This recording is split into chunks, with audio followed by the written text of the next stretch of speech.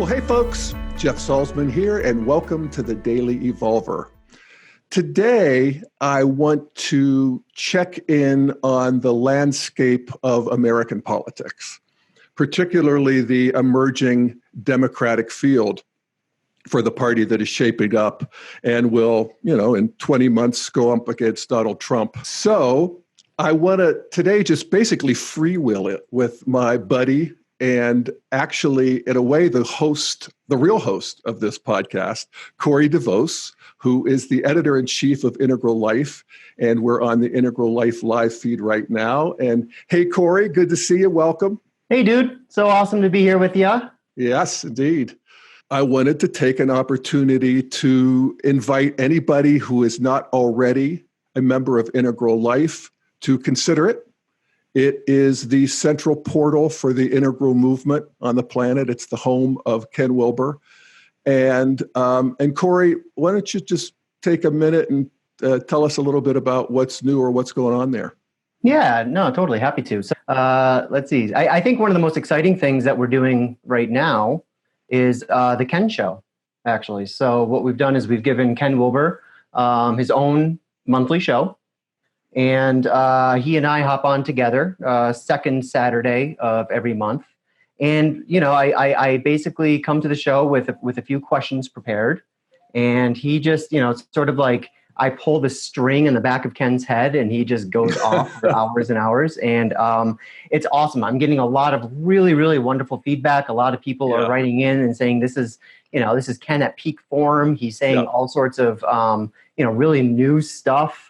And it's been really precious, and it's been really really meaningful for me as well to be able to have this relationship with Ken, to be able to have this rapport with him, where I can hopefully get him to sort of go a few levels deeper in terms of how he responds to a lot of these issues, and also the issues of the day. Yeah, not just all philosophy, but that's right. Relating to what's actually emerging. Yeah, and we do both. Like, for example, last month we did a really cool 3.5-hour show talking about the stages of development, and we actually used film clips from like Mad Max and Casablanca and Jurassic Park, these really well-known films, in order to sort of illustrate the different styles, leadership styles, et cetera, associated with each of these stages, and that was a lot of fun. It was cool to watch Ken sort of geek out about some of these film scenes, because he loves film almost as much as he loves, philosophy. Right. So that was really cool. And then this past weekend, we did a follow-up to that where we talked about, I called it The Many Ways We Grow. I think the email is actually rolling out right now as we're having this conversation, where we talked about all the various lines of development, the intelligences, the talents, the capacities that actually evolve through these stages of development. And that was a really cool, another 3.5-hour talk. So we've got over 30 hours blocked so far. It's been awesome. Cool, man. Yeah. All right. So we ready to talk about this crazy Democratic race here? Yeah, let's do it. Yeah, it's fun. It's exciting to see these people come in and to unwrap them, and to see them fresh and to hear what they really have to say and what they're bringing to the party. And all the more important, I think, actually, even as of today, where we got the full Mueller report, and it doesn't sound like there's any big smoking gun in there. And, it looks like the end of Trump is going to have to come through the ballot box, or, he's going to have to do two terms. So it's all the more important that the Democrats get their act together. And this is the process of that. There's 20 months of slugging it out. So what are the integral people interested in? What's lighting up the integral world space? And I know you're a lot more tuned into that than I am in terms of integral social media and that sort of thing. And I know I hear things about Pete and Andrew Yang and Marianne Williamson, and there's others. But what are you hearing? Yeah, well, I think like every other online community, particularly ones that have a lot of, engaged in a lot of social media, the integral community is somewhat fragmented, and particularly around things like politics. So I'm seeing all sorts of things out there. I'm seeing I'm seeing a lot of enthusiasm over, certain of these candidates, which we can certainly talk about as we go. I'm also seeing this, which I guess I'll characterize it as a hopefully healthy sort of immune system response coming from Integral Land around sort of the worst excesses of leftism, particularly around woke culture, critical theory, what's been going on college campuses, and sort of the erosion of First Amendment rights and all that. So there's a lot of integralists who have a lot of concern about what's happening on the left, which I'll note is, they're having these concerns at a time when the left doesn't, just to be truthful, at least until recently, haven't had a whole lot of political power since 2016. Now, I think a lot of these criticisms are fair. I also think that sometimes it can sort of, it can turn into this, there's this sort of anti-SJW, anti-social justice warrior, kind of sentiment that's pretty strong in some sub-communities within the integral space. And whereas I think, as I said, I think a lot of that can be healthy. A lot of the times, however, I see that as sort of reactionaries reacting to reactionaries. You know what I mean? Yeah. Like the SJWs are already a very reactionary kind of group themselves. And I think that what they're reacting to is definitely worthy of, deeper consideration, and certainly a more integral consideration. And yet the way they go about it, I sort of agree with a lot of the criticisms. It's oftentimes just as closed-minded, narrow-minded, just as the conservatives who they're criticizing. And I think there's a lot of valid criticisms to be had there. I do too. I think just in terms of basic integral practice, we want to see the piece of the truth of all sides of this thing. Yeah. And, the woke culture, actually, they're waking to something. There's a whole karmic stream that they're in touch with. And I want to be, I want to see that. Because I'm learning a lot from that, actually. And yet, you can only go so far so fast. And we have gone at warp speed in terms of Me Too and race and so forth. And we want to, be smart politically. Right. And a lot of people are turned off by political correctness, including, apparently, according to the Atlantic survey, 75 to 80% of blacks. Yeah, right. So it's something to keep in mind. And what will win Trump another term quicker than anything is just a Democratic candidate that the majority of people can't get behind. Yeah, absolutely. Yeah, no, I totally agree. Particularly if all of our candidates, I just use the word "our" as if I'm sort of a staunch leftist, which I'm very much not. But I am aligned with most of these Democrats in terms of where the political pendulum is today. And today it's completely stacked against what I consider some of the worst elements of the conservative party. And so I am definitely going to be making a big push for the left with this upcoming election. However, I've got lots of caveats around that. I'm not a leftist. I just want, like you do, I just want sort of this malignant element of Trumpism to be, taken out of the system, taken out of our, the political waters. Yeah.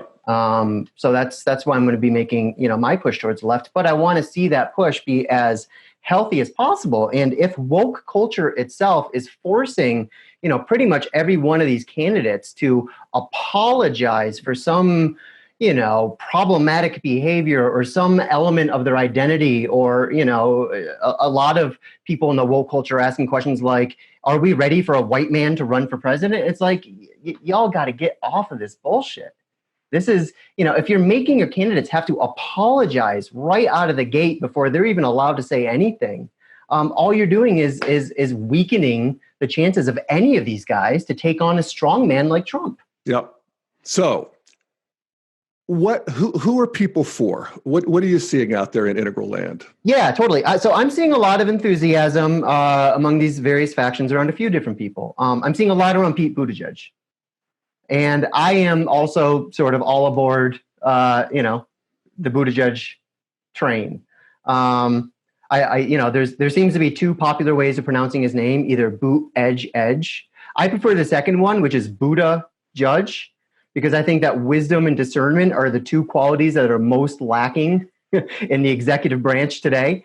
Yeah. And they're the two that I want Mayor Pete to sort of bring back for us. So I'm as of today pretty enamored with Buttigieg. I also see a lot of enthusiasm around what we might call some of the more fringy candidates.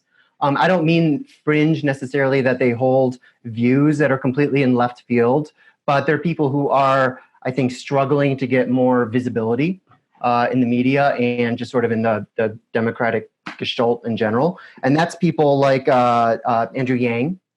I'm seeing a lot of enthusiasm around him.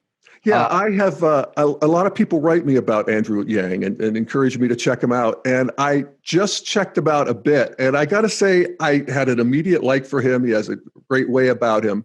And I guess his thing is more techie and the universal basic income. And that's sort of the horse he's riding. And I'll be interested to see how to check him out. Yeah, no, I agree. He is sort of approaching this like a technocrat. And, I think that, what I appreciate about what's happening on the left with all of these candidates, 20-something candidates, is that all of them are expanding and informing the platform in various ways. Yeah. What I see someone like Yang doing is, Yang is kind of coming in with this energy that I characterize as like, he's basically saying to us, guys, so many of these debates, all you're really doing is rearranging furniture on the deck of the Titanic, right? And if we don't get in front of these like really major trends that are coming down the line and are right around the corner. Automation, artificial intelligence. Yep. Huge numbers of people that aren't employed. That's right. So he is calling for these major structural lower right quadrant changes that can sort of get a more proactive grip on these trends that are coming down rather than, reacting after the case when we're sort of already screwed. Right. So I appreciate what he's doing there. Just like, I appreciate Marianne Williamson. I don't think Marianne Williamson has a shot at all, but I appreciate what she's bringing into the discourse. I appreciate the heart and the spirit. And, and honestly, she's a really fantastic communicator. Yeah, let me just play a piece from her town hall on CNN. And let me also just salute CNN for doing town halls for these so-called fringe candidates. And it's good to see these people. And she did a great job. And here's just a piece. This is the flavor of Marianne Williamson. And I know a lot of people in the integral world have known her as a teacher. She definitely has an integral sensibility. She doesn't talk a lot about evolution or the aqua model or anything like that. But she's been very powerful over the years, and I've always appreciated her. And for her to come in with this message on love is pretty remarkable. So here she is. Do you think love can win the White House? Well, first of all, I think it's the only thing that can win the White House. I think far more people in this country love than hate. Far more. And that's true in this world. The problem we have today is that those who hate with conviction. And conviction is a force multiplier. Those who hate today, those who fear, they are effective, they are organized, and they are convicted. Those of us who love now need to become convicted and organized and strategized. We need to do more than small random acts of kindness. We need huge strategized acts of doing the right thing.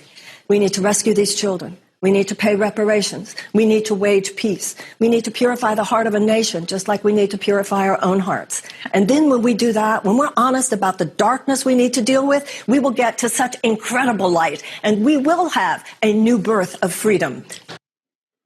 So what do you think of that for presidential politics?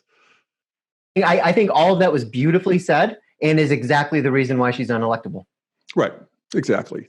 But she knows, I think, in her heart of hearts, it's not a pretty long shot. But to be bringing that into the field is remarkable. And it's like you said, if all of these candidates are coming from what, we used to see as fringe. I mean, we used to think Bernie was fringe. it just opens the space to include more stuff. And a bigger space is, we have more to work with in there. And then we got Bernie. Yeah, it's he's right up there in terms of fundraising. I mean, he's way ahead in terms of fundraising. And I have been kind of allergic to Bernie over the years. He seemed cranky and old. He's 77 years old right now, 77. And by the time he would take office, he would be 79. And that strikes me as almost disqualifying. And I'm being ageist to say that. I don't think you are. Well, I'll tell you what, Corey. Let me play a couple things. What I got was I watched Bernie on the Fox News town hall, which has gotten a lot of attention here in the last week. It's sort of a sea change. Yeah, and it was for me. Yeah. I mean, this guy, I see no diminishment of any kind, aside from he's a little bit stooped.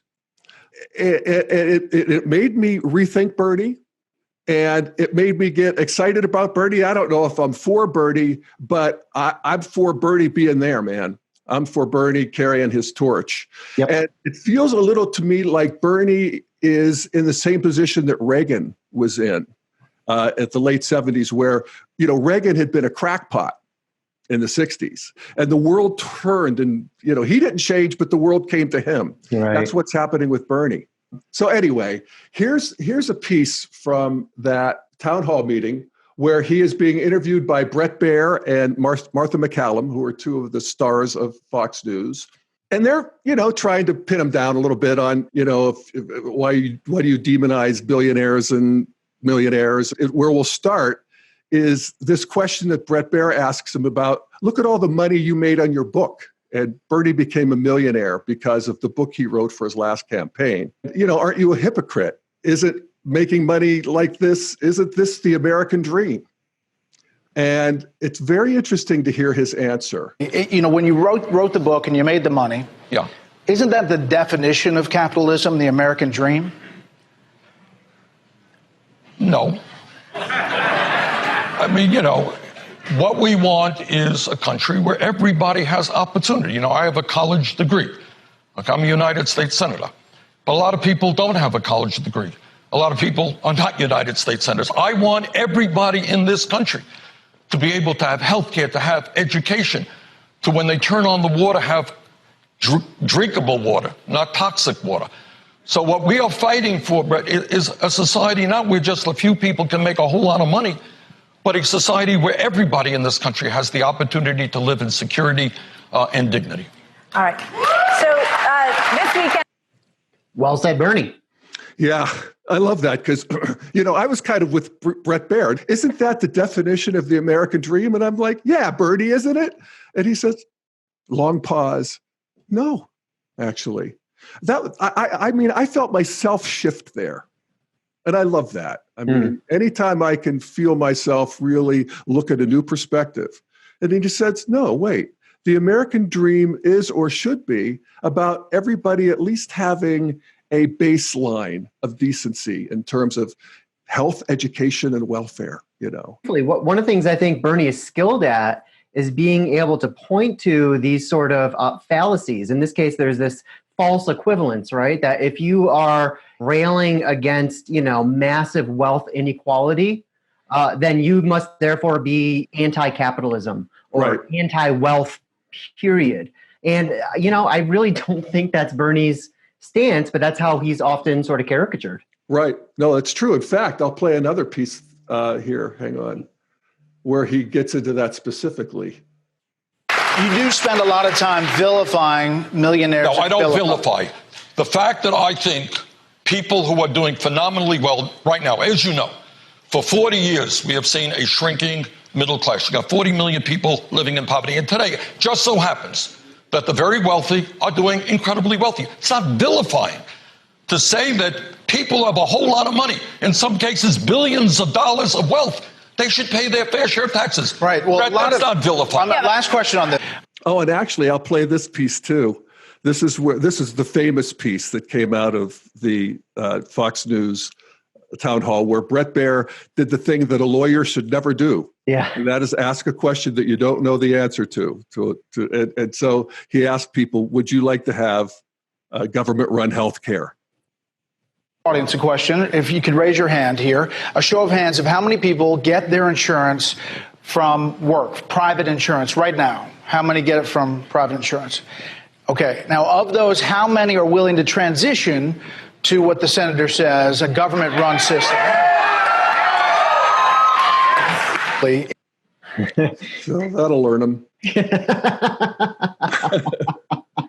Now, to be fair, there were Democrats in there too, and it wasn't all just Fox News viewers. But there's a new power to this that didn't exist even in the last cycle.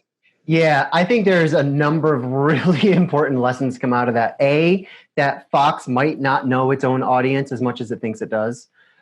B, Democrats really, really need to start showing up on these conservative platforms because that is their only opportunity to speak directly to these people rather than having their words mediated for them. I think that we've had this sort of idea, Jeff, for a while now that you can't give a platform to what liberals would consider bad ideas, right? And I think that is proving itself to be an old media sort of idea that is starting to work against us now. And so I think that we're approaching this sort of new way of thinking about these platforms that actually says, no, we actually need to invite the controversy, even if it seems kind of silly. We still need to have the conversation. Well, and I'll give an example of how that has worked for me.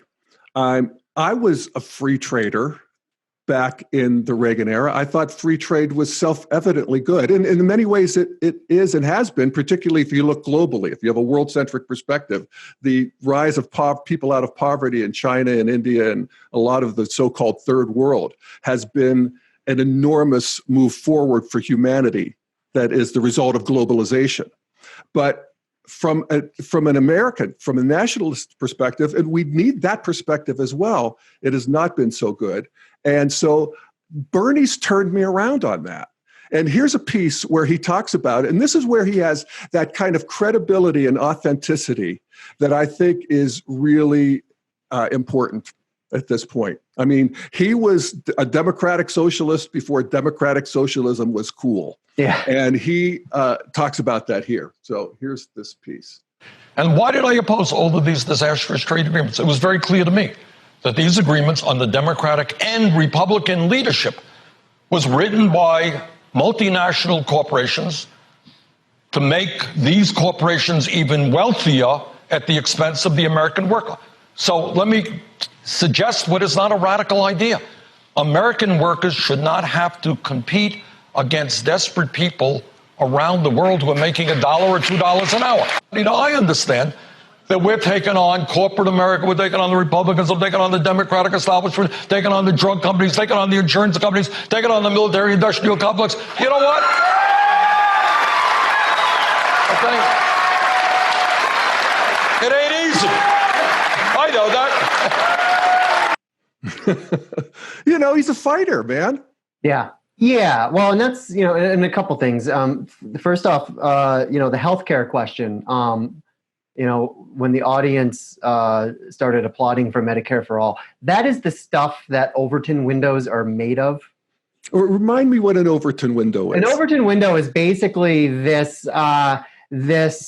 lower left agreement, this ongoing agreement about what's allowed to be talked about and what's not. So that window changes, and really, really skilled politicians are masters at swinging that Overton window of allowing people to talk about things that were, maybe even just a year ago were taboo. Bernie is one of those people where we can actually talk about socialism now, where, that was a third rail, not too long ago. Trump is also one of those masters. He's able to swing that Overton window pretty much wherever he wants. And you can see that around terms like nationalism. Yep. So it's, which that's the upside of Trump to me. Yeah. Is that he talk about increasing the space of what it's okay to talk about. Everything's fair game now. And that's good. And that's all right. Yeah, it's peeled this scab of political correctness away, which allows us to have more honest, if not more painful, conversations. But conversations that have been overdue and just, again, festering because we had these sort of rules that, well, we're not allowed to talk about that. Yep. That doesn't exactly make the problems go away. Yeah. And as a consequence of the audience applauding that point, one of the recent things that came up was there was a conservative, a GOPer, who invited Alexandria Ocasio-Cortez to talk to coal miners in like North Carolina or something like that. And she said, "Yeah, I'll do it. I'll show up. I'll be happy to talk to them." After that town hall, they rescinded the invitation. They're like, "Oh, we can't let that happen again, right? We need to, make sure we can control the message here." Yeah. So let me play one other clip here. And this is to buttress my case that Bernie's a lot more with it than I thought. And this is an argument. This is simply stylistic, what I'm going to play. It's a sort of a tete-a-tete that he had with Martha McCallum. She was talking about it's going to raise taxes for everybody to have this Medicare for all. And he said, but you have to also factor in that people aren't going to have healthcare premiums anymore. And she said, but you're going to have to pay one way or the other and so forth. So this is what is they're talking about. So that sets this up. You're going to pay one way or the other. But look, you're going to pay one way or the other. Martha. Whether it's in your income tax or your payroll tax, you're going to pay. Look, healthcare is not free. You never heard me suggest that we're going to magically... You just said it was going to be free for everyone. It's going to be free at the point of when you use it, okay? And you go to... Why are you so shocked by this? Because someone's going to pay. Somebody is going to pay. Who are they? Who pays? Okay. One second. Okay, Relax. I'm just asking. We'll be talking. Please. We'll get through this together. It's a common question. Okay. We had so many email questions. Okay. Ask Senator Sanders how he is Fair going enough. to pay. I got it. I love that. It was such a disingenuous question. How so, do you think? Well, it was a willful misunderstanding of what Bernie means by quote unquote free. Yeah, but it also teed him up to explain that. That's right. And that's, I think, really important because I hate to say this, I hadn't really made that connection. Yes, people's taxes will go up, but their premiums will go down. I mean, Medicare is any example, you're down to 1/10 of what you had to pay before. Yeah, which is a big deal for families that are paying $450 for 2 weeks worth of insulin, whereas in Spain they pay $6 a month. Or there's any number of these stories comparing these respective systems. And Jeff, I agree with you that Bernie is bright. He's on fire. He's sharp. He's focused. He certainly does not carry himself like you would expect a 78-year-old man to carry himself. However, I think that having concerns around his age, that to me is not ageism. That's just having like a reasonable sense of like reading the actuarial tables. Yeah, it's actuarial statistics. Like he's more likely to have severe health complications in the next 4 years than someone who was even 8 years his junior. So I also think that there is I think there's a certain plurality of the left and the right, honestly, who are just kind of over this whole boomer thing, right? And who just really want to see a new generation who has a radically different experience than the boomers did in order to start making decisions around economics and foreign policy and so forth. Well, that's the excitement of Mayor Pete. Yeah, that's right. The first millennial candidate who looks like he has a shot. So can I just say, what the hell, guys? What about Gen X? Why does Gen X always get skipped? We're always in the shadow. Yeah. Well, everyone talks about boomers. Everyone talks about millennials. No one gives a shit about Gen X. Well, you mentioned Pete earlier, and I did a episode at him. Great episode. Oh, thank you. A couple of weeks ago, called Mayor Pete's X Factor. Could it be integral consciousness? And I think he does have an integral sensibility just in terms of flex flow mind, just the basic definition of being able to take multiple perspectives, of not demonizing and vilifying. And I find that very attractive. What do you see from Mayor Pete? Oh, I see. So, I mean, first off, sort of across the board, and I think you mentioned this in your episode, across the board, quality for quality, he's like the anti-Trump, right? He's got composure where Trump is just this fucking chaotic attractor. He's got, I think sort of a goodness to him, a trustworthiness. He's got integrity. He's very well spoken. He's got a sensitivity that is sort of couched in strength. He's got experience in a number of sectors that would directly inform his role as commander-in-chief. I just think he's got a lot going for him. And I see what you see, Jeff. For example, I was really impressed with, the ideas he has around the Supreme Court, for example, whereas a lot of liberals, rightfully so, are sort of out for blood. They're out for vengeance. They're saying, Mitch McConnell withheld Supreme Court nomination from Obama, which has permanently skewed the courts for a generation, if not more. And, we need to find some sort of leverage here so that we can, restore balance. Now, of course, restore balance means so that we can get back at them and stack the courts with our own judges. With our side. Which just is an escalation, right? And it keeps on escalating. What I love about Pete's idea, it was that he said, okay, well, let's deal with the problem on the ground that we have, which there is this, the courts have been, partisanized, polarized, and we need to remove this partisanship from the courts, because this is exactly where it doesn't belong. So one way to do that, which will both get us out of the problem that we have today, which is that we have a skewed Supreme Court because of political and parliamentary maneuvering and sabotage and all that. So what we're going to do is we're going to say Democrats can nominate so many, conservatives can nominate so many, but then those judges who are nominated make their own nominations, and this gets us out of the whole partisanship problem to begin with. So I was fascinated by that logic. Something new. I hadn't heard that. Yeah. We'd have the court as is. So that doesn't change. So nobody has to get too worked up. But then those 9 justices appoint 5 justices who are cycling in and out. Yeah. I mean, he said this is one idea. There's others. But it makes a certain sense. Yeah. And it feels like it's new.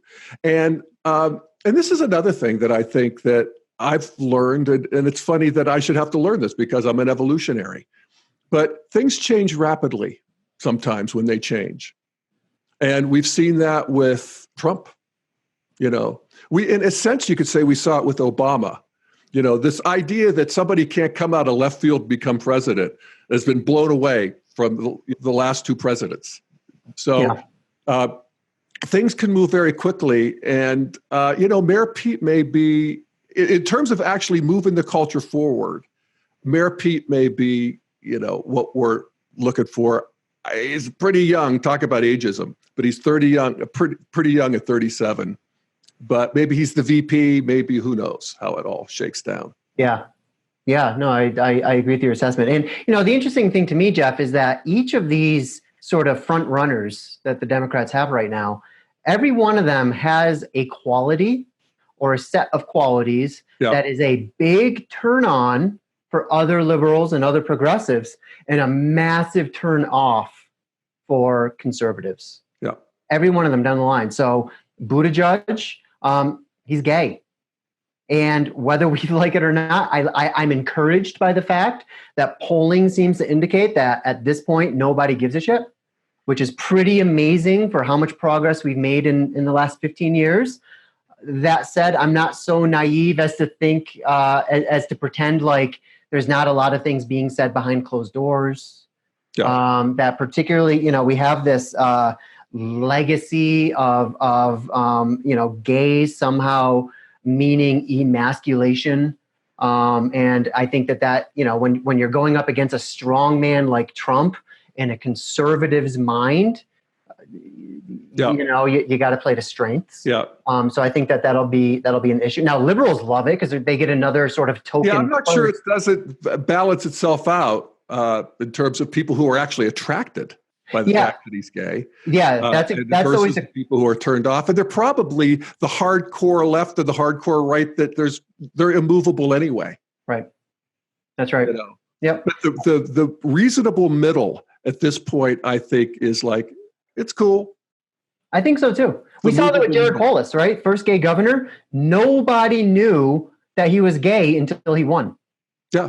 Which tells me, guys, stay away from the damn identity politics. Yeah. This is where you're getting all your bad press. This is where you are pushing people into Trumpism because of this preoccupation with identity politics and intersectionalism and all this crap, which, by the way, guys, is not the Democrats. The Democrats are supposed to be right-hand quadrant sort of absolutists. They're supposed to reduce everything to the right-hand quadrants. Get the hell out of the lower left quadrant. You're not making any difference whatsoever, right? You can't police people's thoughts. You just can't. I know you're going to try, but you can't. But get back over to these lower right quadrant solutions, these policy solutions that actually have where there's a there, where there's actually a way to create leverage and reduce suffering in real time for people. That's Bernie's strength. Bernie's a lower right quadrant. He reduces everything to the lower right quadrant, which I think we can criticize him for. But at least he's bringing in these big policy recommendations, which I think is critical. And that's what Elizabeth Warren is doing too. She is coming up with, some fairly remarkable policy suggestions. Just nobody's really paying attention right now. Yeah. Yeah. I just started her book. So, they all have a campaign book. Oh, of course. And it's kind of cool to read them. They're generally not too long and too complicated.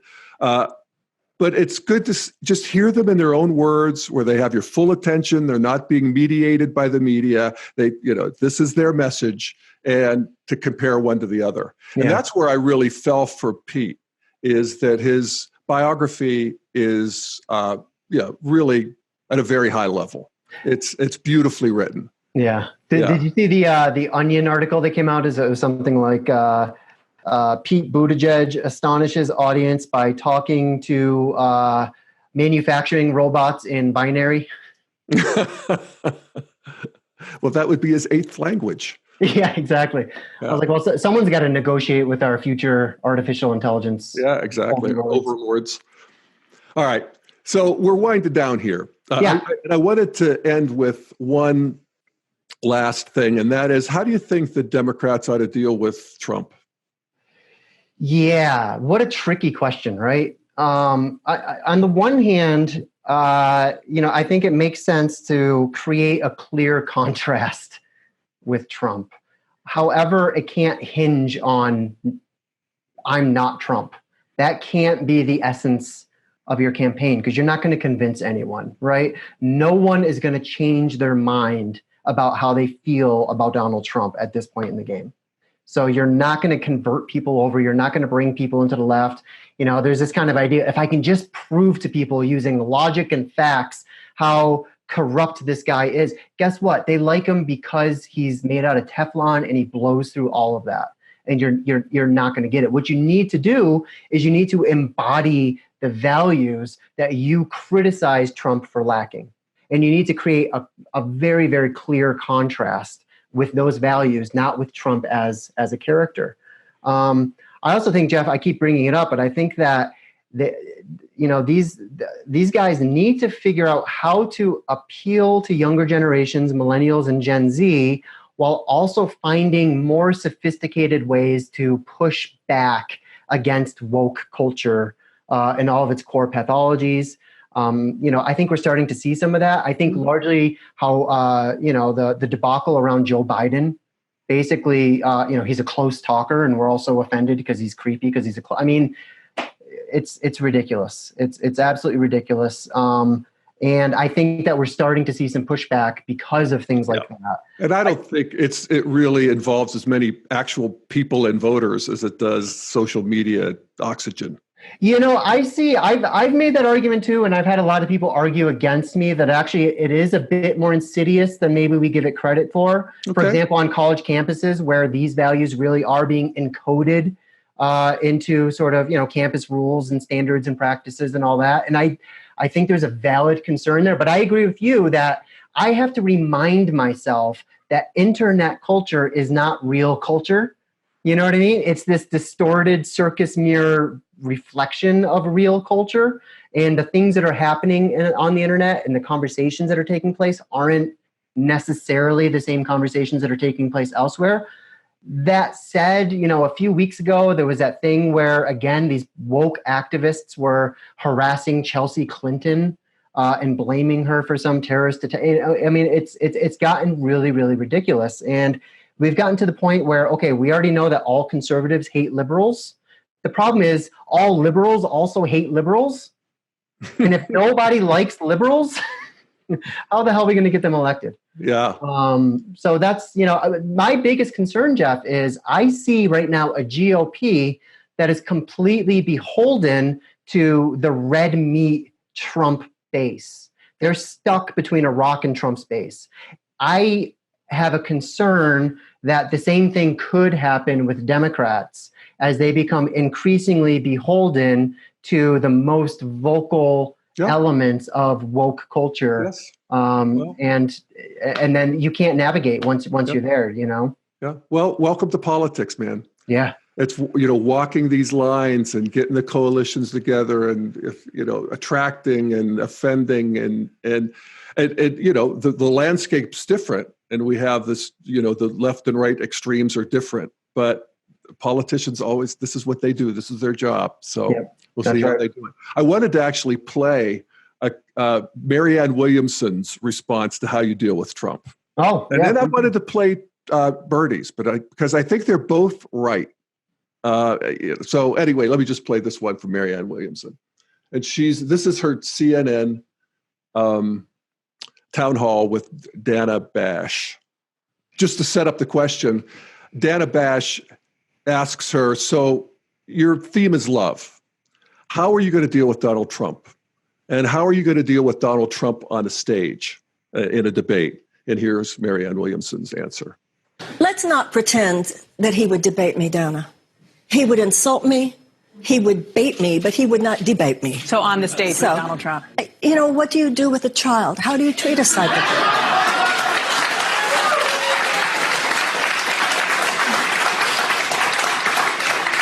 I would not go in expecting a reasonable conversation. I would be open to a reasonable conversation. I would not go in expecting one. My conversation is with the American people. And then on she goes. So I like that. How do you deal with a child? Make him sit in the corner. Yeah. Yeah, you're a dad. How do Trump is sort of like a, 8-year-old, 9-year-old, something like that? Yeah, maybe. I think my 6-year-old has more maturity.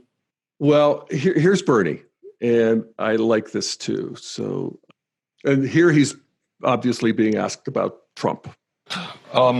Whether you're conservative or moderate or progressive, I don't think the American people are proud that we have a president who is a pathological liar. And I say that, it does not give me pleasure to say that. All right. I disagreed with George W. Bush on almost everything. Bush was not a pathological liar. I think Trump is a dangerous president, but if all we do is focus on him, we lose. Our job is to develop an agenda that speaks to the needs of workers. When we do that, we're going to win and win big. Yep. I'm in big agreement that Democrats need to turn their attention away from the donor class and towards labor. They need some more of this, FDR sort of energy.